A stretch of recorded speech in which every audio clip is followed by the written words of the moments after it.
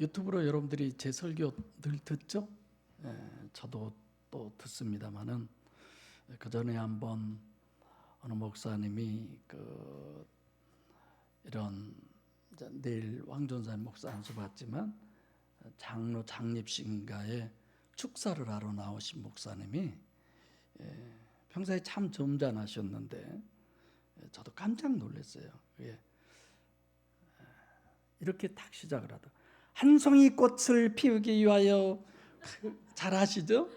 뭐 서쪽새는 그렇게 울었나 보다. 오늘 장로님을 세우시기 위해서 하나님은 막 소시적부터.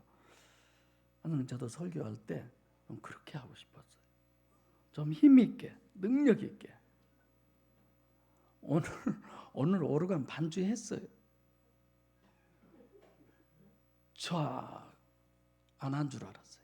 깜짝 놀래가지고 내가 순서를 빼버리고 혼자 했나? 전혀 안 들었어요. 왜 그랬을까요? 네.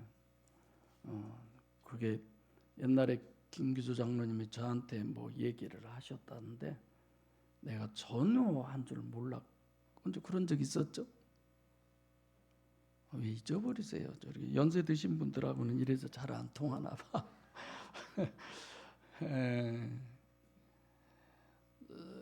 했겠죠. 안 했으면 아까 내가 그 나를 뭐 니로 한자 틀리게 읽었죠. 그 느낌이 있는데 여러분들이 목사님 틀리게 읽네 이런 느낌이 제게 있어요. 근데 반주 소리를 전혀 못 들어서 내가 왜 못 들었지? 그때 무슨 생각하고 있었을까요? 네.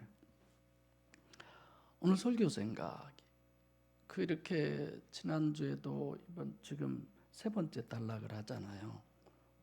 한마디로 이런 거예요. 공생에 다해서 분명히 16장 33절에 담대하라 내가 세상을 이기었노라 선언했어요. 이제는 공생의 사역 내가 성공했어. 목적 달성했어. 이제 다 끝났어. 마감. 그런데 17장이 기도장이에요. 여러분 기도가 먼저여야 합니까? 여기 선언이 먼저여야 합니까? 기도가 먼저잖아요. 그런데 다 끝나고 나서 주님이 기도를 하셔요. 왜 하셔요? 그게 오늘 본문 내용에 아주 구구절절히. 그래서 그 전에 내가 17장을 읽고 여러분 내가 정말 은혜 받았는데 여러분 꼭 17장을 읽어보세요 한 적 있잖아요. 실질적으로 왜 17장이 있어야 되느냐 이런 거예요. 1장 지금 17장 1절부터 8절까지 왜 이런 것이 필요하냐? 좀 다시 제가 되새김질한다면 성육신하신 신인 메시아께서 우리를 구원하기 위해서 십자가에 피 흘려 죽으셔서 이것만 얘기하려면 아무 더 이상 할 필요가 없어요. 그런데 주님이 이 땅에 와서 우리를 구원하시는 건 사도행전 2장 1절로부터 4절 성령 침례 구원 보혜사 성령이 우리 안에 임마누엘하는 것이 구원이기 때문에 그 전에 준비해야 할 것은 사도행전 2장 1절로 4절 거기에 우리가 충분히 그 부분이 될 수 있도록 준비하게 하기 위해서 이 기도가 필요한 거예요. 뭔 일이 있었기 때문에 이 기도가 필요하냐 이런 거죠. 그러니까 지금부터 이걸 우리가 가볍게 생각해 버리면 실제 사도행전 2장의 보혜사 성령을 우리 심령에 오실 수 있어요 없어요? 없다는 얘기예요. 그래서 이 기도가 필요한 거예요. 여러분 아담의 후손이 누구예요? 마귀 자손이잖아요. 우리가 원래 마귀 자손이었잖아요. 원래 가라지였잖아요. 버리운 자고 하나님의 저주의 대상이었잖아요. 우리가. 그런 우리에게 성령이 강림하셔서 임마누엘 하셨다. 이걸 얼마만큼 우리가 인식할 수 있을까? 그래서 여러분들이 기도할 때 적어도 우리들의 심령이 가난하게 해주세요. 영이 실체라는 그 믿음이 있게 해주세요. 이런 기도가 항상 대표 기도에는 있어야죠. 그러니까 성경이 증거하는 것은 예수님도 당신 안에 보혜사 성령 하나님이 계시는데 알았다고 그랬어요? 몰랐다고 그랬어요? 몰랐다고 그랬잖아요. 그러니까 사도행전 2장 이전에 이런 부분을 정확하게 우리에게 정립을 해 주셔야 되기 때문에, 그래서 그것을 실제로 인식하고 우리 안에 하나님이 들어온 것을, 들어오시게 된다는 것을 실제로 인식하게 하기 위해서, 그러려면 내가 어떻게 해야? 그분을 영접해야 되잖아요. 그걸 인식하지 못하면서도 영접할 수 없잖아요. 공생애 동안에 늘 주님이 제자들을 지켰어요. 12절에 내가 아버지께서 내게 주신, 누구예요? 제자들이잖아요. 공생애 동안 같이 계시면서 보존하고 지키셨어요. 근데 문제가 뭐냐? 요한복음 18장 1절부터 사도행전 1장 끝에 26절까지 주님이 함께 하셔서 보존하시거나 지키기를 하셔요? 안 하셔요? 안 하시는 거예요. 부활하셔서 승천하셔 버린 다음 예수님이 십자가에 돌아가시잖아요. 그러니까 예수님이 제자들을 떠나시는 건 어떤 거예요? 제자들을 버려버리는 거예요. 버린 거예요. 혼자 놔두고 가는 거예요. 요한복음 14장 16절로 17절에 내가 아버지께 구하겠으니 그가 또 다른 보혜사를 너희에게 주사 너희와 함께 계시고 너희 속에 계시겠습니다. 그런 다음에 18절에 뭐라고 그러냐? 내가 다시 너희에게로 온다. 어떻게 와요? 보혜사 성령으로 오신다는 얘기잖아요. 그래서 18장 1절부터 사도행전 1장 16절까지는 우리를 어떻게 해요? 고아와 같이 버려두시는 거예요. 우리를 버려버려. 그래서 고아와 같이 버려두는데 그럼 무슨 문제 때문에 기도를 하시냐 이거예요. 근데 버리는 걸로 끝나고 때 되면은 보혜사 성령으로 다시 오시면 되는데. 요한복음 16장 32절에 너희가 나를 혼자 두고 다 흩어진다고 그랬잖아요. 혼자 두고. 근데 예수님이 뭐라고 그래요? 나는 그래도 혼자 있는 게 아니야. 누구랑 같이 있어요? 아버지께서 나와 함께 하신다고 예수님 그러시잖아요. 근데 문제는 주님을 혼자 두고 흩어진 그들이, 주님이 결국은 흩어진 그들이 고아와 같이 되는 거예요. 보기에는 예수님을 혼자 두고 너희가 지금 흩어져서 제 각각 가지만은 예수님은 혼자 계신 게 아니라 아버지 하나님과 함께 계시는. 그래서 주님이 공생애 동안에 이렇게 주님이 보존하고 지키셨는데 이제 주님을 혼자 두고 그리고 떠났다는 것은 제자들은 주님하고 이제 상관이 있어요, 없어요?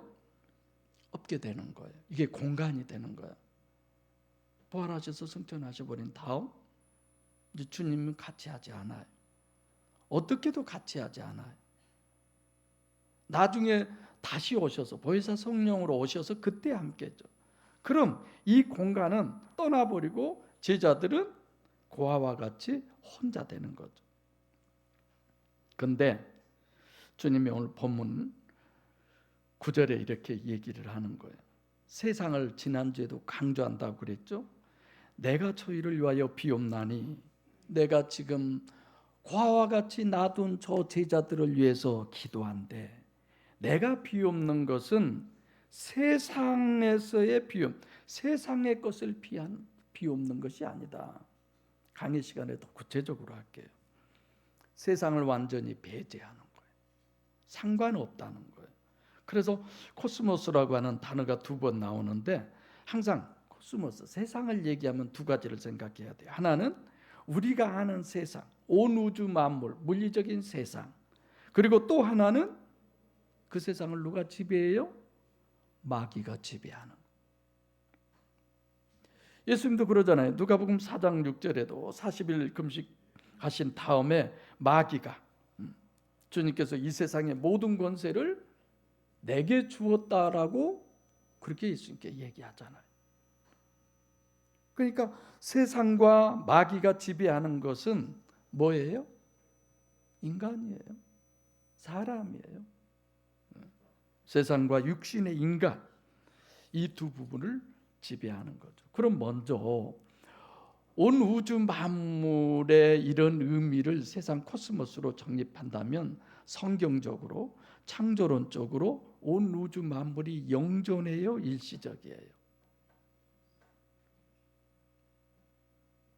영원히 집사님 이번 주 금요일 날 했죠? 이거 비데이와 빗비를 나누어서 비데이는 임시고 없어질 것이고,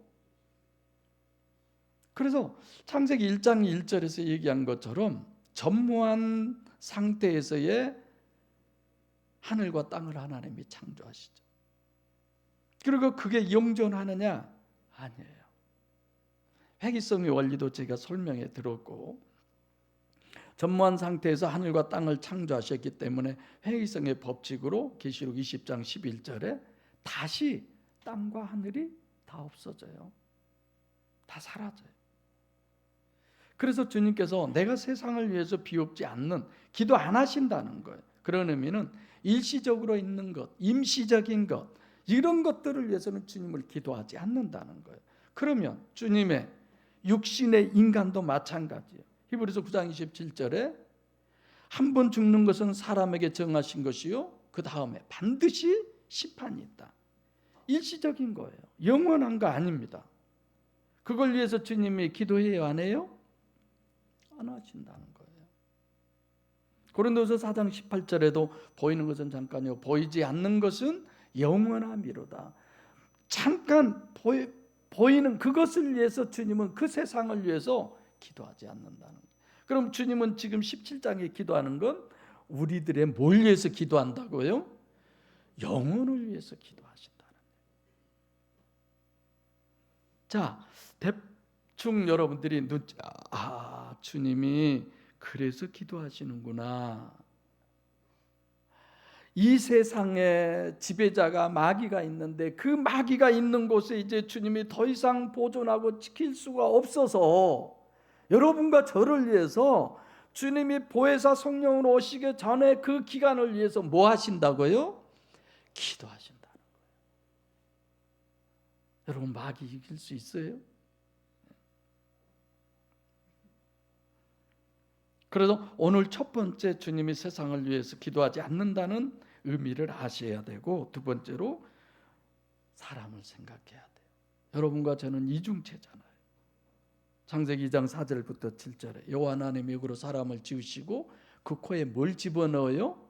생기를, 성령을. 이중체예요. 단일체가 아니에요. 죽어서 화장해서 묻어버리면 끝, 흙으로 돌아가면 끝, 그게 아니에요. 요한복음 17장 2절에도 주님이 사람들에게 영생을 디도미 주기 위해서 모든 사람과 같이 신인 메시아도 육체 후손이고 이중체라고 그랬어요. 그걸 증거하는 거예요. 예수님이 단일체니까 부활하셨어도 예수님의 살아계셨을 때의 모습과 똑같다? 성경을 모르는 얘기예요. 성경에는 똑같이 한 번도 나타나지 않았어요. 똑같지 않아요.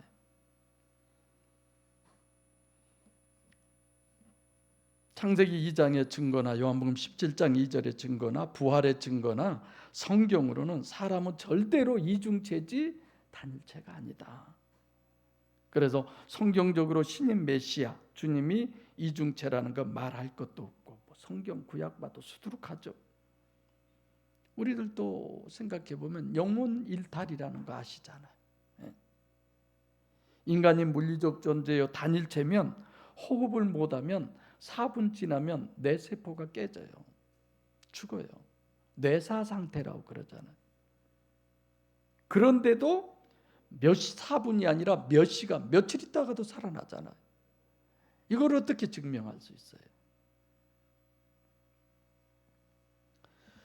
왜 하나님께서는 천지를 창조하시고 잠시 있다 없어질 사람을 왜 창조하느냐? 하나님은 분명해요. 6일 창조가 아니라 7일 창조예요. 만약에 6일 창조로 끝냈다면 천지 창조의 목적은 천지 창조로 끝나는 겁니다. 그런데 7일 창조의 설계도는 목적은 안식일에 있고, 즉 안식일이 뭐예요? 천국이요. 천국 완성에 있는 거예요. 여러분과 저를 구원하는 것으로 끝나는 것이 아니라 여러분과 저를 구원해서 하나님께서 저 천국에서 영원히 함께 사시려고 우리를 구원하시는 거예요. 할렐루야. 너는 살아서 예수 믿어서 잘 믿었으니까 천국 가. 그래서 천국 보내서 거기서 뭐 참된 자유를 누리며 살아라. 이게 아니에요. 하나님이 여러분과 저와 같이 사시려고. 그게 목적이죠.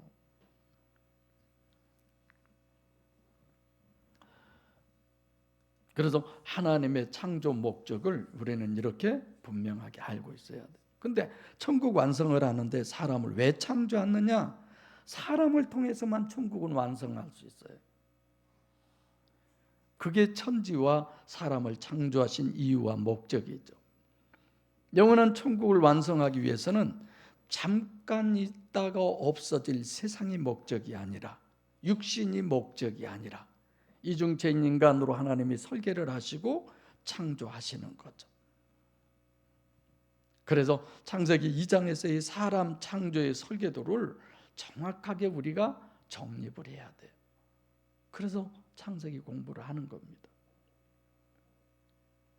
왜 이중체로 인간을 꼭 창조하셔야만 하느냐? 겉사람은 뱁새인 육체 우선이고 속은 황새인 영인데, 분명히 그 속에는 성령이 계시든지 아니면 마귀가 기름 부어서 있든지 둘 중에 하나예요. 요한복음 17장 2절이 분명하죠. 주님이 성육신하신 신인 메시아가 영생을 주기 위해서 육신에다 영생을 줍니까? 아니잖아요. 우리의 영에다 영생을 주시잖아요. 영생이라는 말은 고린도서 4장 18절의 논리로는 물리적이거나 가시적인 거나 시간적인 존재나 변해버릴 그런 게 아니죠. 요한복음 3장 16절 하나님이 세상을 이처럼 사랑하사 독생자를 주셨으니 이는 저를 믿는 자마다 멸망치 않고 영생을 얻게. 영생은 육신하고는 전혀 해당이 안 된 얘기예요. 영에게만. 그래서 영생쌤한테 그런 얘기 하잖아요. 왜 그냥 천사로 창조하면 되는데 육신을 주셨느냐? 여러분 다 이거 영생쌤한테 한 얘기예요. 육신 우선의 인간으로 창조하신 영생은 어떤 것이냐? 보혜사 성령이 육신 안에 임마누엘 하시게 하기 위해서. 그렇지 않으면 불가능하니까. 그래서 성경적 구원론은 첫째, 육체 우선의 이중체의 인간으로 정립해야 되고, 두 번째로는 그 구원은 예수 그리스도에 의한 보혜사 성령이 여러분과 제 안에 내주하셔야 돼요. 할렐루야. 이게 다예요. 이게 교회의 목적이에요. 지난주에도 그랬잖아요. 교회는 훌륭한 사람 만드는 것이 아닙니다. 착한 사람 만드는 것이, 의로운 사람 만드는 것이 교회 아니에요. 교회는 하나님의 자녀를 만드는 것이 교회예요. 아무나 와서 그가 하나님의 자녀 되게 하는 거예요. 그래서 목사가 있고 장로도 권사도 직책이 있고 여러 가지 어떤 규제나 뭐 이런, 그건 전부 다 죽은 영혼을 살리기 위함이에요. 너무 잘하시잖아요. 그래서 요한복음 3장 5절에 물과 성령으로 나지 아니하면 하나님 나라에 들어갈 수 없다라고. 요한복음 14장 16절로 17절에 내가 아버지께 구하겠으니 그가 또 다른 보혜사를 너희에게 주사. 언제까지? 영원히 너희 속에 한번 우리 안에 들어오면. 사도행전 2장 1절부터 4절 있잖아요.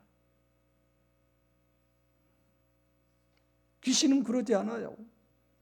귀신은 늘 불러요. 무당이 무당 점하기 전에 뭐 하기 전에 귀신 부르잖아.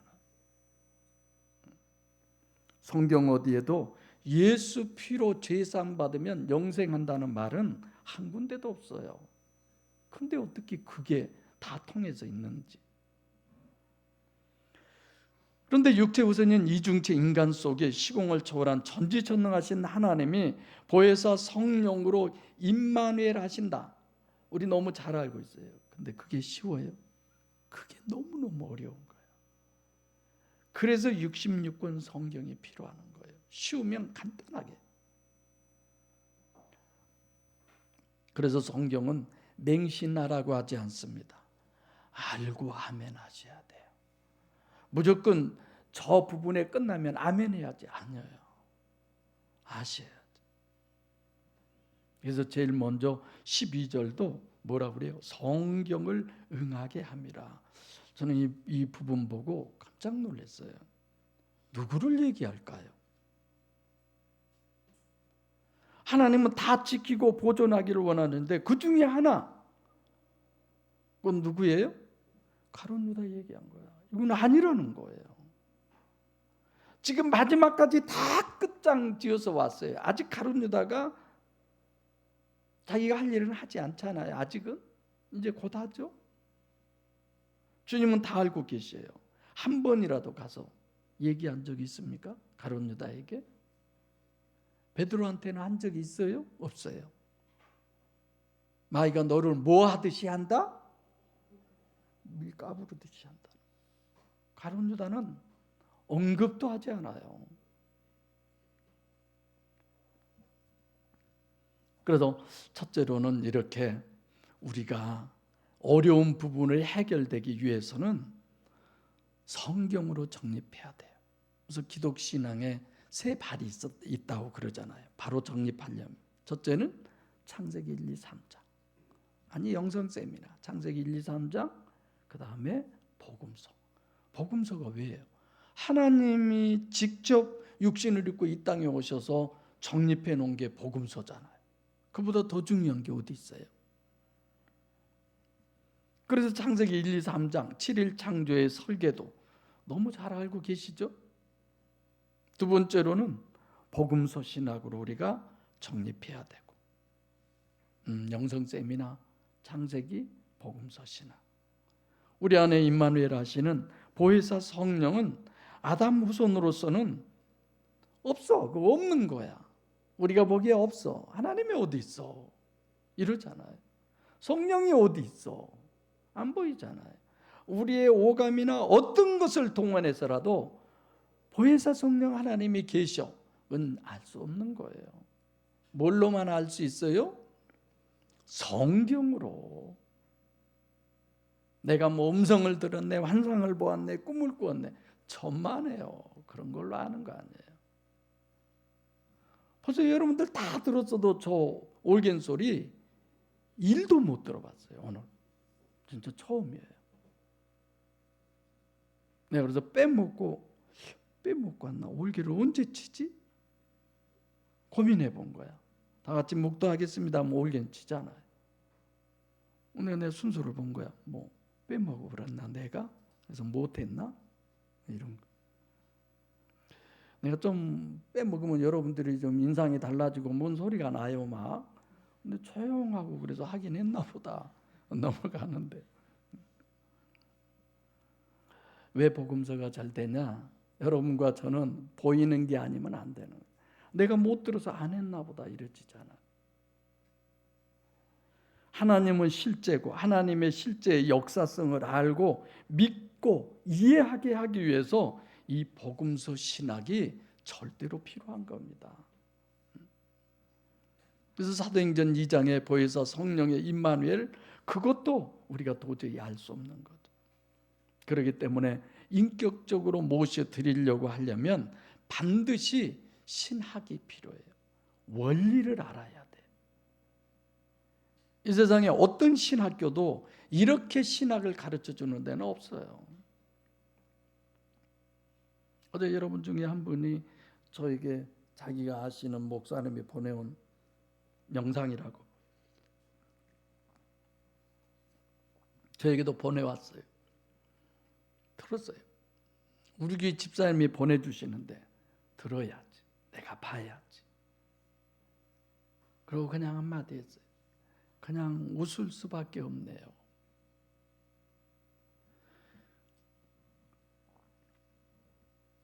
자, 왜 성령으로 오시는데 보혜사가 예수님이 오셔서 보혜사로 우리에게 오시는데 우리가 신학을 분명히 알아야 돼. 성경을 바로 알아야 되느냐?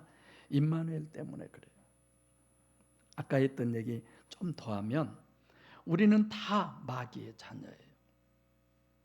안에 마귀가 들어있는 존재예요. 그런 우리 안에 임마누엘 하셔요. 하나님이 들어오셔요. 그것을 세족식으로부터 시작해서 보혜사 성령론으로 정립해 주시는데, 자, 이렇게 다 우리가 정립해도 안 되는 것은 유일신에 의한 구원이라는 얘기는 우리가 하나님의 자녀 되는 거잖아요. 그래서 예수님이 너희를 내가 신이라고 한다고 그랬잖아요. 신. 그것은 말씀을 통해서 가치관이 변해야 돼요. 완전히 달라져야 돼요. 인본으로 살았던 우리가 신본으로 바뀌어져야 돼요. 아무리 목양교회 나와서 예배 한 번도 안 빠지고 별것 다 하고 아무 소용이 없어요. 가치관이 완전히 변화돼야 합니다. 영성 세미나가 왜 그렇게 중요하냐? 그걸 하고 나니까 완전히 가치관이 변해진 거예요. 그래서 영성 세미나 끝나고도 저는 좀 변했겠지, 달라졌겠지. 안 그러면은요, 헛것했구나. 또 한편으로는 기다려야지 뭐, 이런 생각. 갈라디아서 1장 10절에 그렇게 표현하잖아요. 내가 하나님을 기쁘게 하랴, 사람을 기쁘게 하랴. 내가 하나님을 좋게 하랴, 사람을 좋게 하랴. 이걸 더 구체적으로 내가 하나님을 기쁘게 하랴, 나를 기쁘게 하랴. 내가 하나님을 좋게 하랴, 나를 좋게 하랴. 오늘날 대부분요, 김경자 권사님 그러잖아요. 하나님을 믿어서 내가 병 나으려고 그러고, 하나님을 믿어서 내가 출세하려고 그러고, 하나님을 믿어서 내가 부자 되려고 그러고. 이건 하나님 좋게 하는 거예요. 내가 좋으려고 하는 거예요.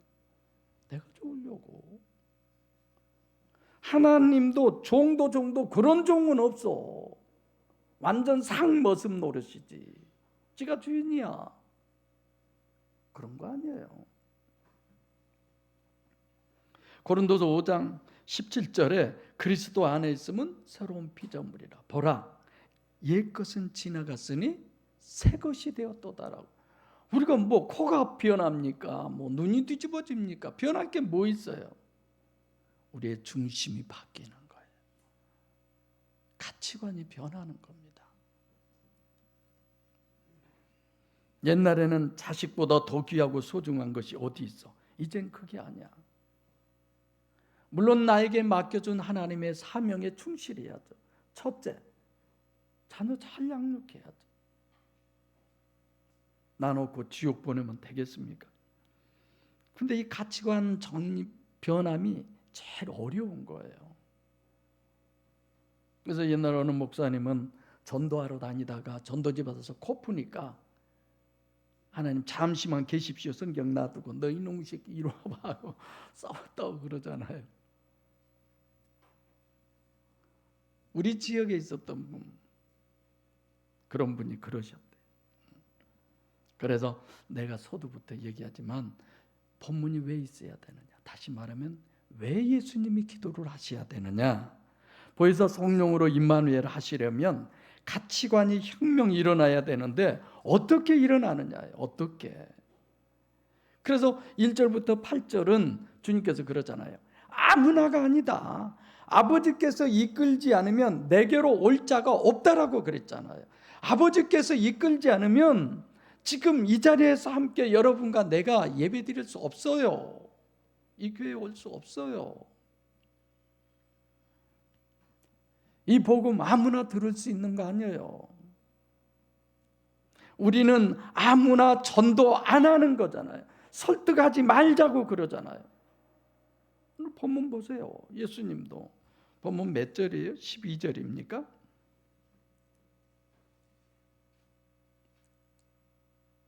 요한복음 17장 12절. 내게 주신 아버지의 이름으로 저희를 보존하고 지키었나이다. 그 중에 하나도 멸망치 않고 여기 오직 멸망의 자식뿐이오니. 이게 누구예요? 가룟 유다잖아요. 그런데 예수님이 설득했어요? 그를 위해 기도라도 했어요? 안 하잖아요.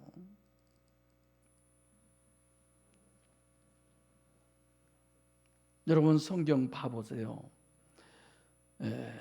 주님이 주신 말씀을 로고스를 레마로 받아들인 람바노한 사람들이 주님의 제자들이에요. 그럼 다 된 거잖아요. 근데 여기까지는 가치관이 바뀐 것이지만 아직도 실제는 아니다. 가치관이 바뀌었다고 해서 다 된 거 아니죠. 솔로몬 같은 사람 봐보세요. 3,000번째 드렸잖아요. 그리고 전무후무한 지혜의 왕이 되게 해주셨어요. 그가 잠언을 기록했고 전도서도 기록했어요. 근데 전도서에 보면 솔로몬은 이 세상 어느 누구보다도 어쩌면 영적으로 가장 완전한 왕이어야 되잖아요. 그런데 솔로몬이 어떤 사람이에요? 유다가 멸망하게 된 가장 큰 원인 제공자가 솔로몬 왕이에요. 그래서 언제 성지순례 갔는데 거기에 있던 가이드 분이 거기서 유학 오셔서 목사하면서 공부하고 계시던데 성경에서 제일 나쁜 놈 하나를 소개하겠다고 솔로몬 왕을 얘기하더라고요. 전 충분히 공감했어요. 이 세상에 관념으로 솔로몬을 당할 사람, 이론으로 논리로 아무도 없습니다. 그렇게 대단한 존재예요. 근데 그 솔로몬 됐습니까? 전부음 16장 33절까지는 다 솔로몬을 만들어 놓은 거예요. 그것 가지고는 안 돼요. 그래서 문제야. 그래서 주님께서 지금 제자들을 뭐예요? 버려요. 어디에다 버려? 마귀 속을에다 버려버리는 거예요. 난 이걸 보고 야, 진짜 주님이 기도하지 않으면 안 되겠구나. 인간은 육체 우선이기 때문에 박사를 통해야 돼. 고난을 통해야 돼요. 창세기 할 때 첫째 날, 둘째 날, 물막, 고난 우리 다 알고 계시잖아요. 신라권이 왜 있어야 되느냐? 신라권은 관념이에요. 실제 이러면 경험해 봐야 돼요. 이 법칙은 성경 전체가 지배하는 거예요. 창세기 12장 1절로 2절에 하나님께서 아브라함에게 복을 주셔요. 아니 거기 있으면 복 못 줍니까? 왜 갈대와 우르를 떠나라고 그래요? 11장도 원래 갈대와 우리에서 가나안을 가겠다고 출발을 했어요. 12장에 어디에 있어요? 안 가요. 화란에 있어요. 그냥 옥토가 좋아. 고난은 싫어. 거부를 하는 거죠. 육체 우선인 인간은 그냥 되는 게 아니에요. 왜 하나님께서 출애굽을 시켜서 걸어도 2주간이면 갈 수 있는 그 거리를 14일이면 가나안에 도착할 수 있는데 40년을 헤매게 만들잖아요. 십자가 기간이 그렇게 긴 거예요. 창세기 14장에 롯이 왜 소돔과 고모라를 선택했어요? 십자가를 선택한 게 아니에요. 거기는 에덴 동산 같고 애굽 같다. 기름진 땅. 거기 가서 어떻게 됐어요? 멸망했어요. 종말론이 마태복음 24장에 아이벤 자들과 젖먹이는 자들에게 화가 있다. 이거 이해할 수 있습니까? 종말이 어느 때인지도 모르는데 그럼 시집도 안 가고 장가도 안 가고 절대 아이배서는 안 되고 그래야 됩니까? 가치관이 그래서 정말 바뀌어져야 되고 필연적인 우리에게는 고난이 있어야 돼요. 그렇지 않으면 실제가 안 됩니다. 마태복음 10장 16절에도 세상은 어디예요? 일이에요. 근데 예수님의 지금 파송한 제자들은 뭐예요? 양이에요. 생각해 보세요. 일이한테 양이 가면 야, 일이 밥 노릇밖에 더 해요?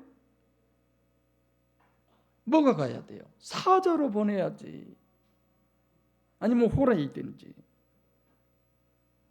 이게는 뭐예요?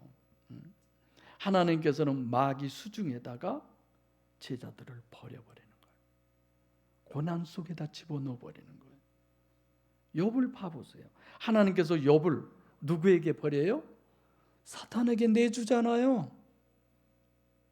강의 시간에 더 하겠지만 사탄의 고난 속에다가 집어넣어 버리는 거예요. 그래서 제자들을 주님께서 정말 사도행전 2장 1절로 4절 보혜사 성령을 실제로 영접하게 하기 위해서 고난 중에서도 최악의 고난 속에 그들을 넣어버리는 거예요.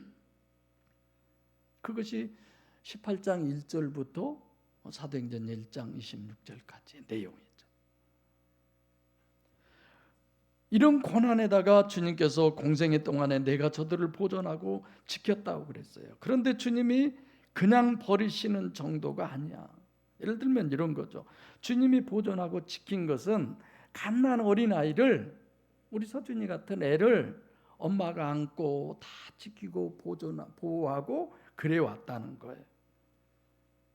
엄마 품을 떠난 것도 끔찍할 일이야. 제가 뭘 할 수 있겠어요. 그런데 제자들을 어떻게 하느냐? 그 젖먹이 애를 버린 것만 하고도 끔찍한데 그 애를 보는 앞에서 그 엄마를 처참하게 죽여버리는 거야. 십자가에 못 박혀 죽여버리잖아요, 예수님을. 그러죠? 최극의 상황 속으로 몰아넣어버리는 거예요. 이런 부분을 보면 고난의 십자가를, 그 신학을 정립하지 못하면은요, 유일신 신앙 절대로 불구합니다. 하나님 믿어도 그거 믿는 거 아니에요. 무엇보다 제일 먼저 가치관이 바뀌어 뒤집어져야 되고, 여전히 육적 가치관을 가지고 있다면 절대로 안 되는 겁니다. 그래서 예수님께서도 공생에 시작하실 때 마태복음 4장 17절에 죄를 회개하고, 다시 말하면 돌아서라. 왜? 천국이 가까웠다. 가치관이 바뀌어야 된다 이거예요. 구약이요 종교의 가치관에서 이제는 신약이요 천국 가는 가치관으로 바뀌라는 것입니다. 아까 우리 장로님 기도할 때 그 내용 내가 단락해서 읽고 싶네. 우리는 인간관계 속에서 이런저런 일들 때문에 그런 얘기 하셨잖아요. 아직도 가치관이 그런 속에 우리가 매여 있는 거야. 정말 우리는 하나님이 지금 본문처럼 변해야죠. 달라져야죠. 언제까지 사람만 보고, 언제까지 사람의 소리만 듣고, 언제까지 그런 그림자에 이리저리 휘둘리고, 그래서 하나님과의 관계에 마음의 문을 닫고 마치 샷터를 내려버리는 것처럼. 아니잖아요. 그래서 삼불하자고 그러잖아요. 하나님 소리에 귀 기울이고 하나님하고 대화하고 하나님 바라보려고 하고, 그렇게 되지 않는 자신을 가슴 치면서 우리는 기도해야지. 그렇지 않습니까? 마가복음 1장 15절에 회개하라 천국이 가까웠느니라. 회개하고 복음을 믿어라. 사도 바울도 사도행전 9장 1절로 9절에 가치관이 바뀌어집니다. 스데반을 죽이는데 사도 바울이 주동적 역할을 한 사람, 다메섹 도장에서 그가 뒤집어지잖아요. 근데 그 가치관이 바뀌는 거 아니라고 그랬죠. 그걸로 다 되는 거 아니라고 그랬잖아요. 실제가 되기 위해서 예수님은 보존하고 지켰던 것을 마귀에게 던져버리는 거예요. 마귀가 지배하라고. 마귀의 지배하에 맡겨놓으면 아무도 이길 수 없어. 그걸 누가 당할 수 있어요? 마귀를 이길 사람이 이 세상에 어디 있어요? 못 이겨요. 거기다 던져놓고 주님은 뭐 하신다고요? 기도하시는 거야. 지금도 여러분과 저를 위해서 기도하신 주님의 모습이 보여지시기를 바랍니다. 그 기도 소리가 들려주셔야 돼요. 그 사랑이 깨달아져야 돼요. 그 은혜가 돼야 돼요. 누가복음 22장 31절과 31절에 보면 시몬아 보라, 사단이 밀가부르듯 하려고 너희를 청구하였으나 그러나 내가 너희 믿음이 떨어지지 않기를 위하여 기도하오니 돌이킨 후에 내 형제를 굳게 하라고 그러잖아요. 말 한마디가 삶의 한 모습, 한 귀퉁이라도 서로 신앙생활하면서 유익을 주고 보탬을 주고 희망을 주고 믿음을 더해가게 하기 위해야지. 왜 그렇게 속을 긋고 뒤집고 얽히고. 물론 그렇게 하는 사람은 그거밖에 안 되는 거야. 근데 그것 때문에 뒤집어지고 엎어지는 사람, 그 사람도 마찬가지죠. 그러면 이것이 훈련장이구나, 이것도 훈련이구나, 바뀌어져야지. 자꾸 좀 괜찮다 싶으면 몇 조금 못 가. 금방 또 돌아가고 다람쥐 쳇바퀴 돌듯이. 여러분을 위한 탓한 거 아니에요. 우리는 다 그래요. 그래서 어쩌자? 기도하자고요. 주님도 그런 우리를 보고 당연하다고 생각하고 기도하는데 우리도 기도해야지. 할렐루야. 아무렴 우리가 살인자보다 더 못된 짓 했습니까? 근데도 주님은 다 구원하시잖아요. 뭣도 안 하신다고요? 묻지도 따지지도 않는다고 그러시죠. 기억도 안 하죠. 아버지여 내게 주신 아버지의 이름으로 저들을 보존해 주십시오. 주님이 그렇게 기도하잖아요. 성경은 감당할 시험밖에 당할 게 없다고 그랬습니다. 아버지께서 이끌어온 사람을 고난을 주시면서 감당할 고난만 주시고 지켜주신다는 얘기입니다. 그래야 실제가 되기 때문에. 그래서 성경은 내가 너희를 뭐같이 지킨다? 눈동자와 같이.